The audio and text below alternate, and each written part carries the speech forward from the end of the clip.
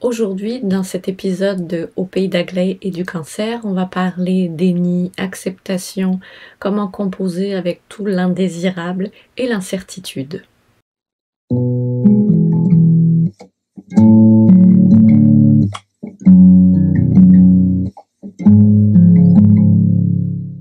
Aujourd'hui, on parle du déni, de l'acceptation, du processus qui peut s'avérer difficile émotionnellement, psychiquement, cognitivement parlant. Alors on défait un peu les choses et on regarde qu'est-ce qui se passe. C'est sûr que le déni, c'est une phase peut-être pas obligatoire, mais il y a toujours un doute quand on nous annonce le diagnostic. Madame, vous avez un cancer du sein, on est comme est-ce que c'est vraiment mon dossier? Est-ce que vous êtes certain? Parce qu'on n'a pas forcément de signes extérieurs de la maladie. Souvent, ça va être une rencontre un peu fortuite de symptômes qui vont nous faire consulter et on découvre que oui, on est atteint d'un cancer. Donc, il y a cet aspect-là qui est comme difficile à asseoir dans la réalité. Et puis, des fois, il y a le déni aussi des choses à venir. Tu sais, il y a tel effet secondaire possible, on n'est pas obligé du passé, mais pour certains traitements, par exemple, la chute des cheveux, c'est quasi obligé, là. Même s'il en reste un peu, la majorité des cheveux vont tomber. Fait qu'on peut avoir une tendance à dire non, moi, ça m'arrivera pas, non, moi, je vais faire ça différent, non, moi. Puis c'est là qu'on réalise que finalement, oh, ben moi je suis pas différente des autres, j'étais peut-être simplement dans le déni parce que ça me permettait aussi de m'accrocher. Le déni n'est pas mauvais en soi. Des fois on va entendre des proches qui discutent de quelqu'un de malade, puis oh, il est dans le déni, il veut pas entendre qu'il a telle affaire ou que le diagnostic est tombé. Mais c'est un mécanisme d'adaptation et de survie, le déni. C'est ce qui permet au système de pas imploser, exploser comme un ordinateur qui surchaufferait. Là, ça permet de calmer la surchauffe et de manger tranquillement la formation un petit bout à la fois pour pouvoir la digérer et l'accepter finalement. Donc le déni n'est pas mauvais en soi, c'est un mécanisme de survie. Si c'était mauvais, sans doute qu'on l'aurait perdu dans l'évolution, on n'en ferait plus, donc c'est d'avoir ça en tête. Puis à un moment, croyez-moi, ça finit par passer. On sait qu'on est humain comme tout le monde et que oui, finalement on perd nos cheveux, même si on s'était dit non, je vais les garder longtemps. Non, non.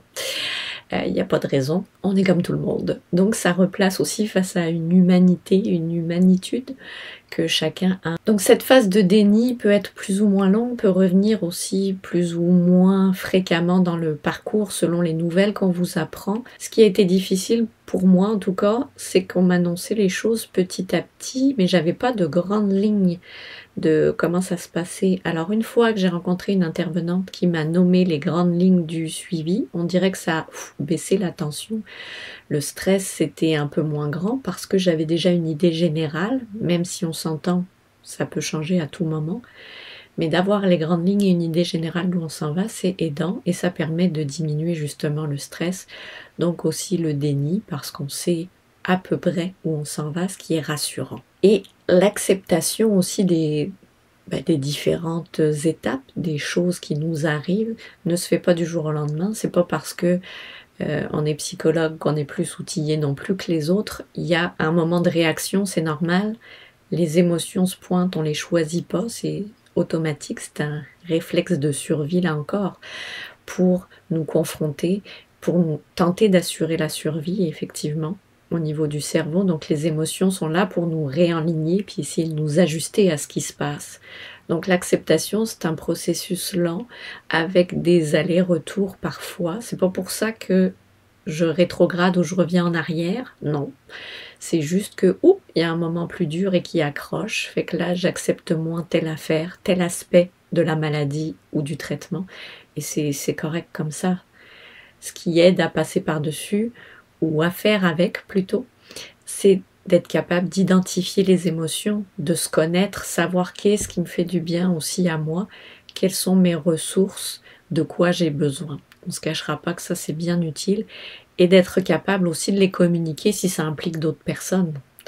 Donc mettre ses limites, communiquer ses besoins, aller chercher, valider auprès des autres qui sont disponibles pour nous ou qui vont pouvoir nous soutenir de la façon dont on l'entend. Là, loin de moi l'idée d'être un despote et d'ordonner à tout le monde des choses, mais c'est d'être un peu plus centré sur soi et enligné sur qu'est-ce qui va être aidant pour me faciliter ce parcours qui est quand même bouleversant. Donc l'acceptation, elle vient tranquillement en faisant des allers-retours, des on and off, en ayant plein d'émotions aussi qui vont se manifester et c'est normal.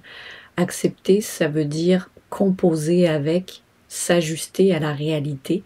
Ça veut pas dire qu'on le prend bien puis qu'on est content d'avoir ce diagnostic et de devoir vivre avec l'épée de Damoclès au-dessus de la tête. Donc on s'entend. Accepter, ça veut dire moins souffrir, être je vais même dire être confortable dans la situation avec les éléments autour dans le contexte. Donc oui, ça se peut qu'il y ait du déni dans la situation, mais c'est un déni qui est aidant pour vous aider à fonctionner. Et oui, l'acceptation, c'est pas en un claquement de doigts que ça se fait. Ça va, ça vient. C'est selon ce qu'on vit et selon qui on est aussi.